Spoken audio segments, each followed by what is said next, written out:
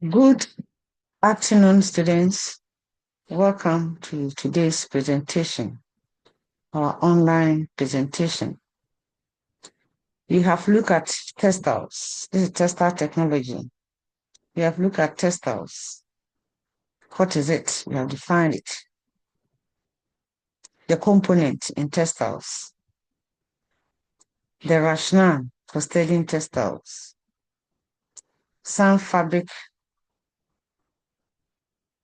traditional fabrics. And today, we want to look at fabric composition. If you talk of fabric composition, what is it? So fabric composition refers to the materials that make up a piece of fabric. The composition of the fabric can be made up of either natural fibers or man-made fibers, and for that matter, synthetic, or blend of both. So when you talk of man-made fibers, you have the synthetic and that of regenerated. So the synthetic is purely combination of chemicals. And then the regenerated is the combination of natural fibers plus chemicals, making it a different fiber, and that is regenerated. So some common natural fibers include cotton, wool, silk, flax. And that of the synthetic, you have the polyester, nylon, and the regenerated, you have rayon or cupramonium rayon. The composition of a fabric can affect its texture. It can affect its durability and the care instructions that are being put in the garment. So the chemical structure of fibers, whether the natural fibers or synthetic, involves polymer or polymers in their subsequent arrangement, how the polymers have been arranged in the fiber. So the polymers are made up of numerous repeating units, often referred to as monomers. And each monomer, the monomers confer each fiber its distinct qualities. So in general, fibers can be classified into two. So you have the natural fibers, you have the man-made fibers, and for that matter, synthetics. So natural fibers are derived from plants, that is the vegetable fibers or cellulosic fibers. Then we have the animal fibers or protein fibers. Then you have the mineral fibers. For the man-made fibers, you have the synthetic fibers. And that is purely combination of chemicals. So the fibers, whether they are natural like cotton or wool or synthetic like nylon or polyester, are made up of very long molecules called the polymer or polymers. So fibers which are long and thin materials used in textiles such as roofs and other applications can be either natural fiber or a man-made fiber. So their chemical structure is what gives them their unique properties, like the strength of the fiber, how flexible the fiber is, how absorbent the fiber is. So when you picture, or let's picture this scenario, a polymer has a long train with many carriages. Each carriage in the train is a small molecule called a monomer. So when these monomers link together in a long chain, they form a polymer. So you see train with long hot carriages. One is called carriage. So the long chain, you put them together, about 20, 10, they are polymer or called polymers. So in natural fibers like cotton, the main polymer is the cellulose.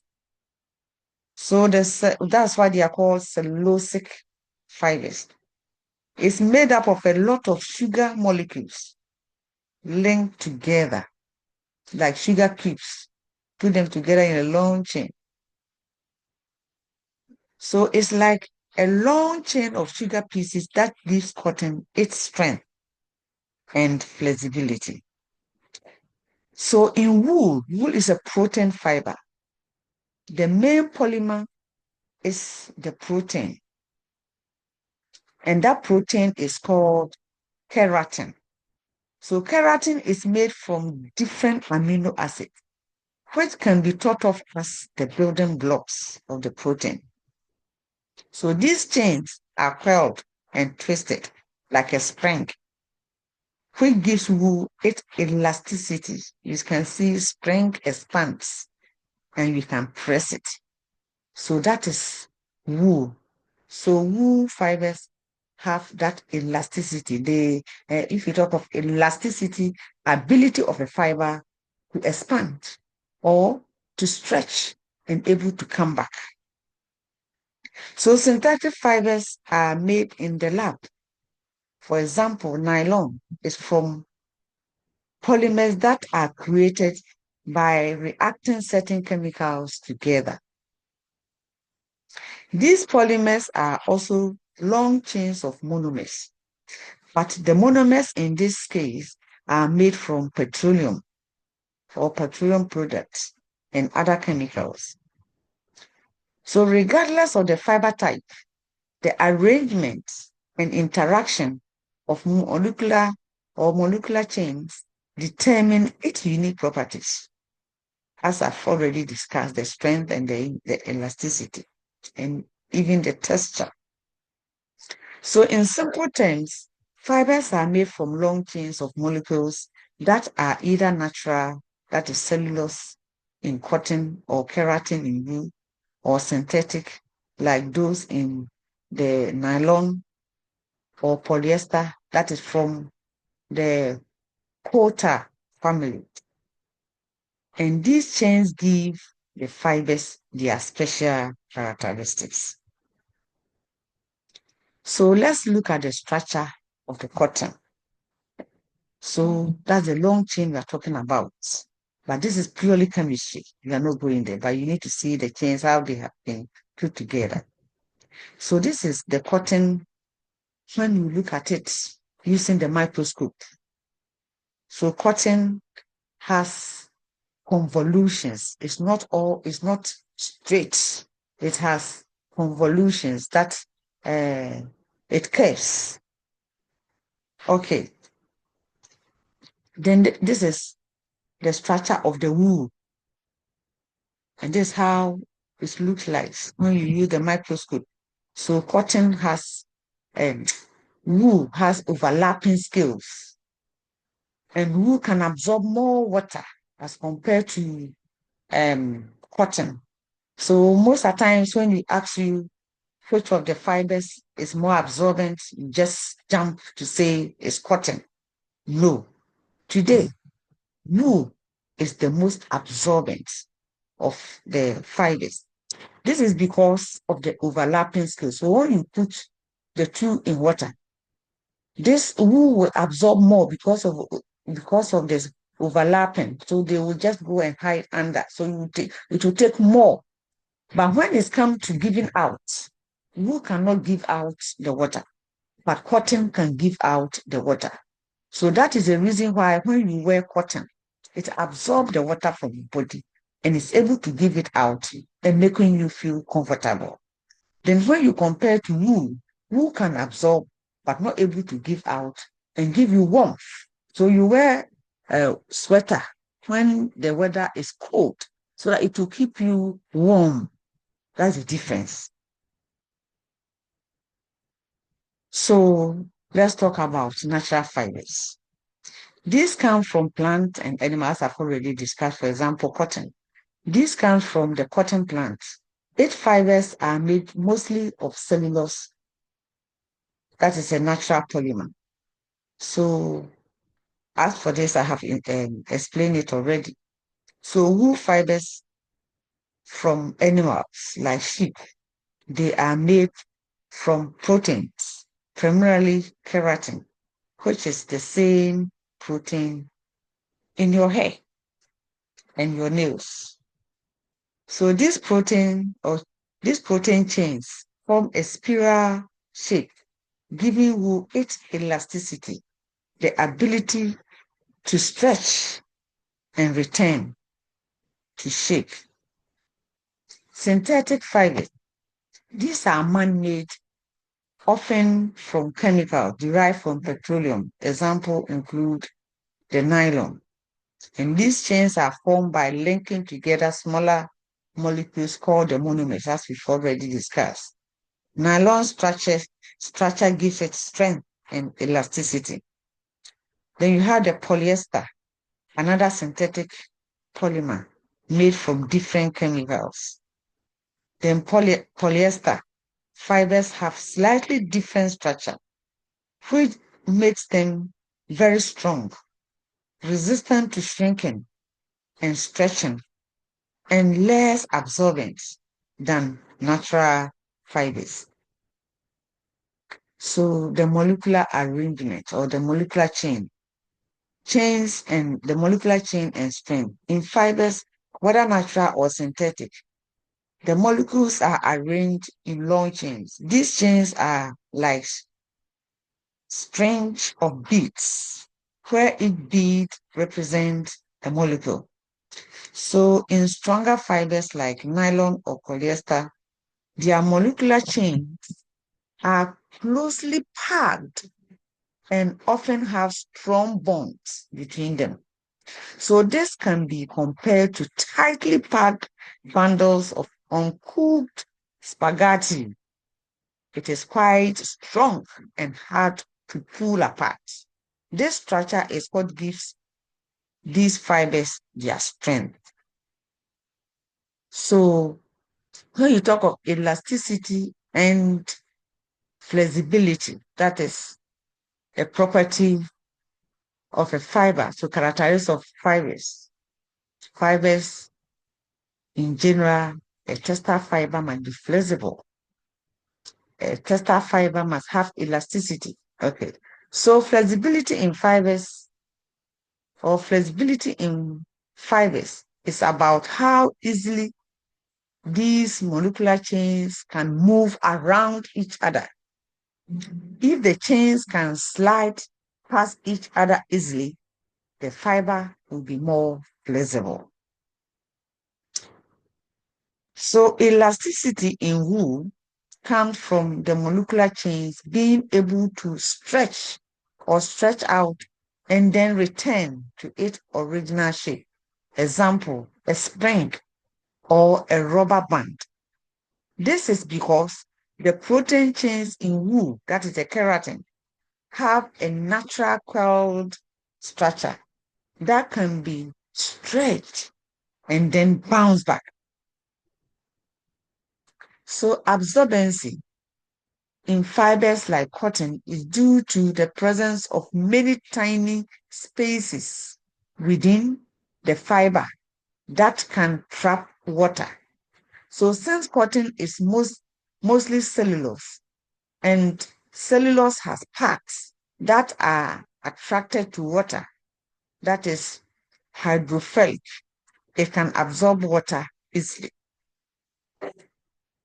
So synthetic fibers, on the other hand, are often less absorbent because their molecular structure does not have as many spaces for water to fit into, or because the chains they are made from do not attract water as much.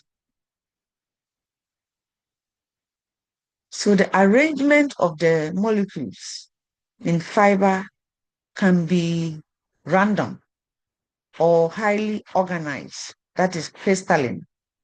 In more crystalline fibers, the molecules are lined up in a regular repeating pattern. This often makes fibers stronger and less flexible.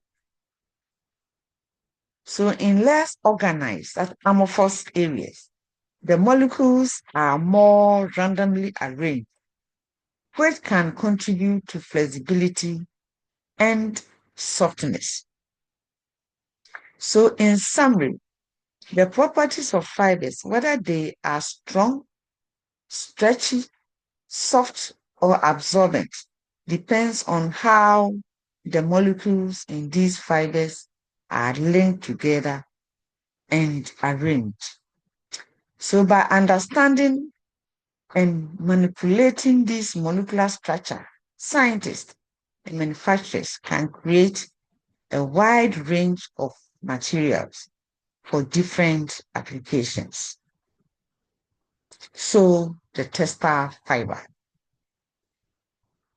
So fibers are the fundamental units or the building blocks used in the making of textile yarns and fabrics.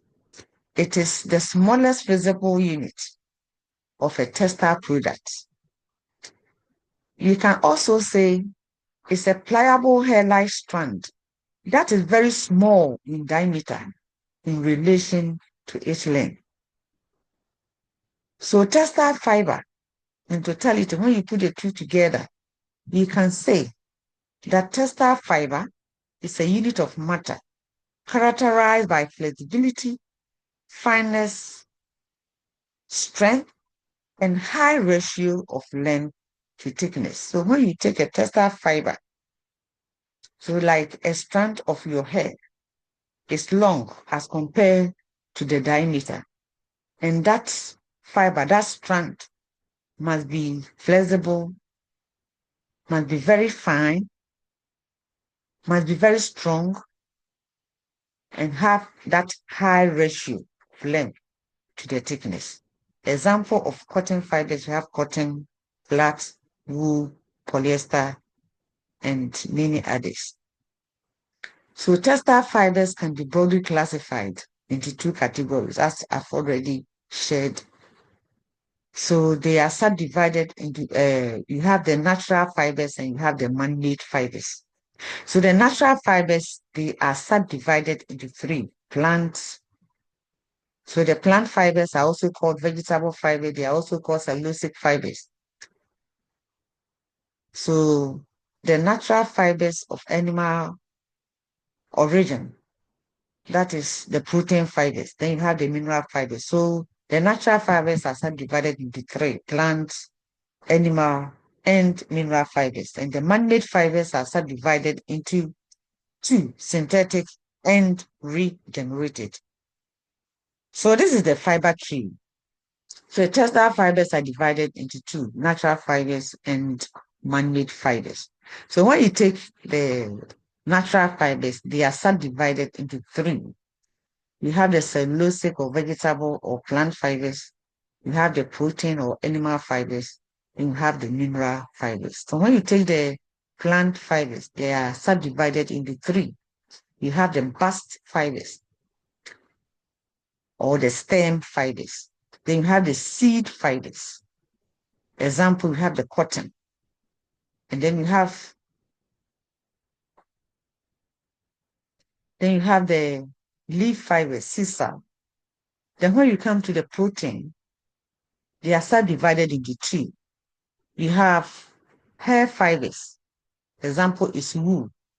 Then you have filament fibers. Example, you have the silk. Then the mineral fibers is just the mineral fibers. Example is the asbestos.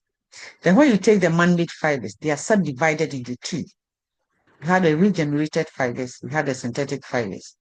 And the regenerated fibers are divided into three according to how they are made. So when we have the mineral fibers, when you add mineral fiber to the chemicals, you have the regenerated fiber. When you add protein fiber, the natural protein fiber to chemicals, you have the regenerated fiber, that's the proteinic fibers. Then when you add the plant fibers to chemicals, we have the rayon fibers. So the rayon fibers are many according to, so you have the viscose rayon, you have the cupramonium, rayon, you have the acetate and triacetate. Then the synthetic fibers, they are purely combination of chemicals, like the polyester, the nylon, and all that. So you end here and continue another time where we are going to take the fibers one after the other. Thank you and see you.